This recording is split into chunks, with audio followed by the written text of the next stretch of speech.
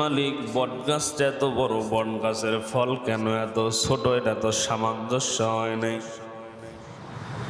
এমন সময় দেখবেন বট গাছের মধ্যে বট গাছের ফল খাওয়ার জন্য কিছু পাখি আসে। পাখি এবার ওই বট গাছের ছোট ফলের মধ্যে ঠোঁট দিয়ে যখন ঠোকর মেরেছে, এই ফলটা ছিঁড়ে আল্লাহওয়ালা বুজুর্গর নাকের উপরে পড়েছে।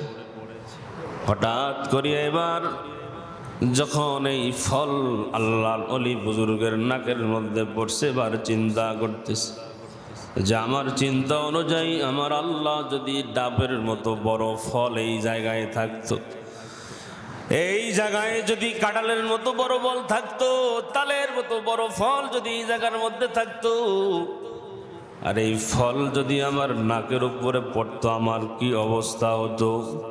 কারণ আমার আল্লাহ ডাব গাছ বানাইছেন বান্দাকে ডাব খাওয়ানোর জন্য, আমার আল্লাহ কাঁঠাল গাছ দিয়েছেন বান্দাকে কাঁঠাল খাওয়ানোর জন্য। কিন্তু আল্লাহ পাক রব্বুল আলামিন পৃথিবীর জমিনে বট গাছ ফল খাওয়ার জন্য বানায় নাই। বট গাছ বানানোর উদ্দেশ্য কি?